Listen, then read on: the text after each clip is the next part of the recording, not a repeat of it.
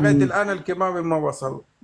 يعني نناشد وزارة الزراعة إن هي تاخد بالها من المزارع وتقف ويهتموا. معاه وتساعده ايوه، طبعا في في الأسمدة الكيماوي. والحاجات اللي هي المهمة ايوه، بالزراعة يعني. الاسم ده اهم شيء، الاسم ده اهم شيء يوفروها، لانه يا استاذ الاسم ده لو وفروها بزياده عمره ما الواحد حياخد كيس زياده عن طاقته، ملوش عازه لو خد كيس زياده بس.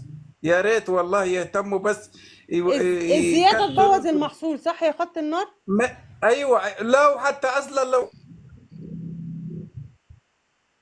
مش، لانه الدوله عم تدي للمزارع رسمي على الفدان 13 شوال، عم تديه له بقيمه 270 جنيه مصري، لكن برا في السوق السوداء بيتباع ب ما هو 1150 بتنزل جنيه عليه دعم من وزارة الزراعة.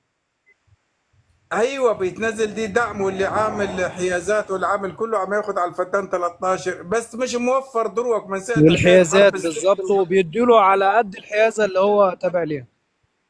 ايوه كانوا يهتموا بالمزارع ويدوا له اول ما، او من قبل ما، اول ما القصب يظهر على الارض يدوا له الملح كامل والصبر كامل دروك. والله القصب قرب يتربط والله ما صرفوا له ملح لغايه هذه الساعه، والله ما صرفوا له ملح.